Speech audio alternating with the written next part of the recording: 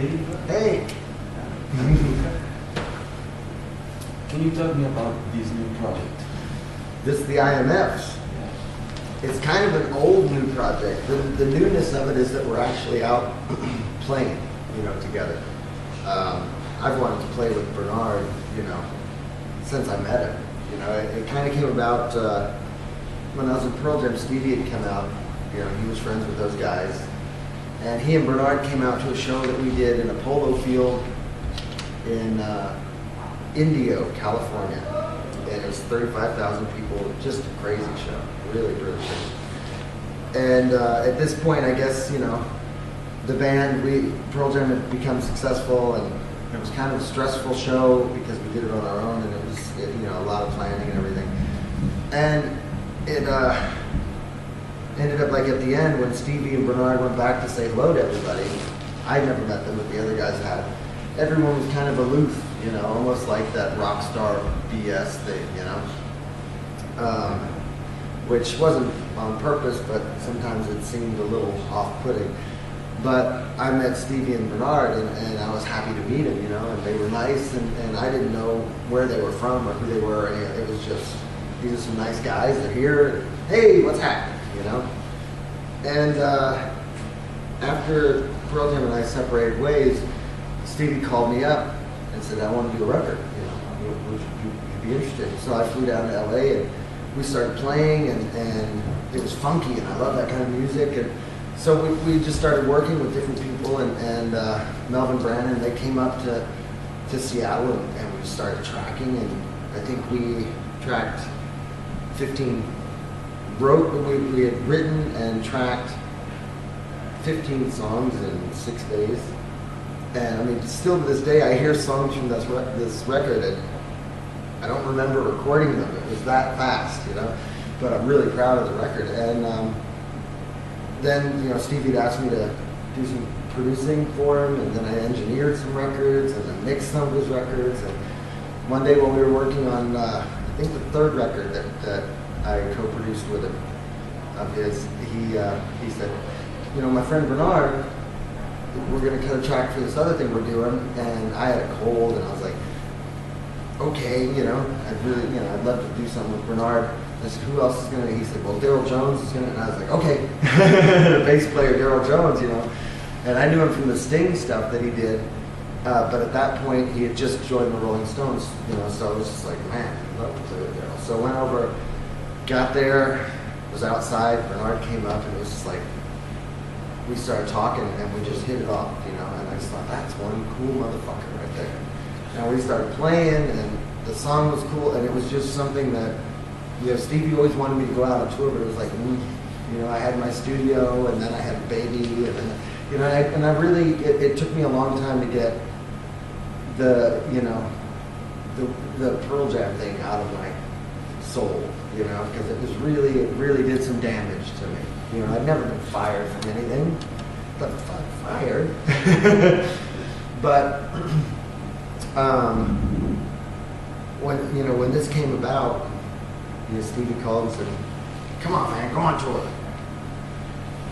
said, "Well, we'll be playing songs that I'd produced, and I'd playing songs that I'd mixed, and playing songs that I'd written with them." And I thought, well, I guess now's as good a time as ever. And so we got together with Jara and started rehearsing, and came out, and it's just great fun, And it's really, initially, it wasn't really about the music, even though everything always is. It was about coming out, coming to Europe, and seeing people that I haven't seen in forever, and saying hello to the people that have been writing me all this time and waiting for me to show back up, as well as sharing the stage with, two people that I have such, a high level of respect for. And running around with your friends in Europe is a lot of fun, especially when there's a drum kit in every town you stop at, you know what I mean? So it just turned into this thing that had to be done, and the second leg, when we were doing it the first time, was it last September, the idea of coming back, it's like, yeah, I'm going to come back and do this again, And when I get back home after this, You know, I'm thinking I'm just going to go and hit it hard and spend a few more years playing music really hard instead of just doing these tours, you know, and all that. But I'm going to go back and find a band, you know, and go be a part of music again. So. When you play live, how much of it is just a set, and how much of it is just improvisation? Well, I kind of look at, you know, it's more, in this music, it's always a set, you know, the songs have a structure, but it's more inspiration than improvisation. You know, if I look up and someone's just doing this, like, come on, give me something, then I will, you know, okay, here, take that, you know. It's always, it's the inspiration of people that kind of creates the improvisational aspect of it.